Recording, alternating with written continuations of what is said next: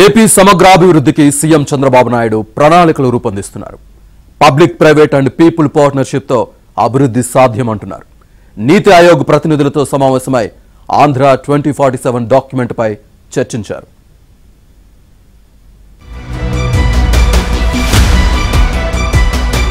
AP సచివాలయంలో వికసిత Andhra 2047 document రూపకల్పనపై ముఖ్యమంత్రి చంద్రబాబు నాయుడు నీతి ఆయోగ్ ప్రతినిధులతో సమావేశమయ్యారు.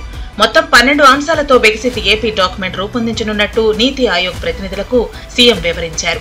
2047 నాటికి ఆంధ్రప్రదేశ్ ను 2 ట్రిలియన్ ఎకానమీగా మారుస్తామని లక్ష్యాన్ని సాధించేలా ఏపీ విజన్ డాక్యుమెంట్ ను సిద్ధం చేస్తున్నట్లు సీఎం వారికి వివరించారు.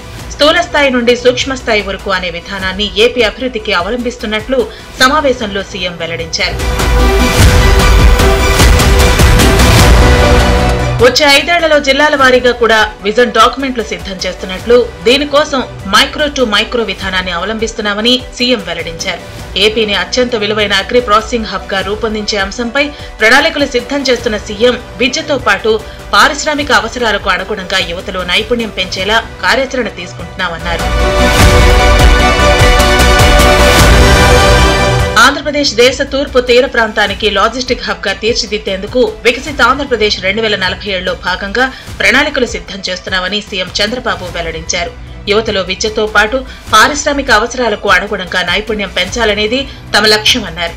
పరిశ్రమలు, పునరుత్పాదక విద్యుత్కు అంతర్జాతీయ పర్యాటకానికి ఏపీని కేంద్రంగా మార్చే యాక్షన్ ప్లాన్ ను సిద్ధం చేస్తున్నామని సీఎం నీతి ఆయోగ్ ప్రతినిధులకు వివరించారు. అభివృద్ధిని అన్ని జిల్లాల్లోని నగరాలకు చేరేలా వాటిని గ్రోత్ సెంటర్లుగా మార్చేలా చూస్తున్నామన్నారు. అందరికీ ఆధునిక వైద్య సదుపాయం అందించడంతో పాటు పర్యావరణానికి హాని చేయని అభివృద్ధికి ఏపీని కేంద్రంగా మారుస్తామని సీఎం పేర్కొన్నారు. జనాభా పెరుగుదల, పాలసీ, ఉపాధి కల్పన, industry growth, green energy focus గా చంద్రబాబు ముందుకెళ్లనున్నారు. జనాభా పెరుగుదల రేటు బాగా తగ్గిందని, కొంత పెంచాల్సిన అవసరం ఉందని చెప్పారు. ఇప్పుడు వృద్ధుల సంఖ్య 11% ఉందని, 2047 నాటికది 40% పెరుగుతుందని చెప్పారు. పబ్లిక్, ప్రైవేట్ పార్ట్నర్షిప్ తో సహజ వనరులను సమర్థవంతంగా వినియోగించుకుని సంక్షేమ కార్యక్రమాలు కొనసాగించాల్సిన అవసరం ఉందని అభిప్రాయపడ్డారు. పోలవరం, అమరావతి పూర్తయితే ఏపీ అభివృద్ధి పరుగులు పెడుతుందనేది చంద్రబాబు భావన. భవిష్యత్తులో ముసలవాళ్ల సంఖ్య పెరుగుతుంది, కుర్రాళ్లు కనపడే పరిస్థితి లేదు. తద్వారా మళ్ళీ మనుషులే లేకపోతే ఎవరికి సేవ చేస్తామని అడుగుతున్నా. ఒకప్పుడు నేనే జనాభాను నియంత్రణ చేయమన్నాను, ఇప్పుడు జనాభాని పెంచమంటున్నాను. అందుకే మొన్న పంచాయతీ ఎన్నికల్లో 2 కంటే ఎక్కువ మంది పిల్లలుంటే వాళ్ళందరికీ ఛాన్స్ ఇవ్వాలని నిర్ణయం చేశాను. రేపు ఎల్లుండి రోజు వస్తుందని చెప్పలేను. ఎవరైనా ఒక్కరికంటే పిల్లలే లేకపోతే వాళ్ళు పోటీ చేయడానికి అర్హత లేదని చెప్పాల్సి వస్తుంది.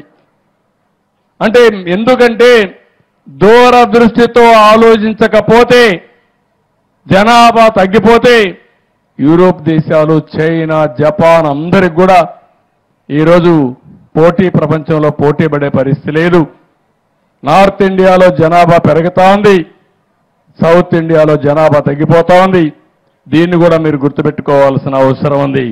ఆంధ్రప్రదేశ్ లో డిజిటల్ గవర్నెన్స్ తో పాటు దేశంలో ఆర్థికాభివృద్ధికి ఏపీని ఓ మోడల్ గా తీర్చిదిద్దాలనేది తమ ఉద్దేశమని సీఎం సమావేశంలో వెల్లడించారు. వికసిత ఏపీ విజన్ డాక్యుమెంట్ 2047ను రూపొందించి ప్రధాని మోదీతో ప్రారంభింపచేయాలని భావిస్తున్నట్లు ఈ సందర్భంగా నీతి ఆయోగ్ ప్రతినిధులకు వెల్లడించారు.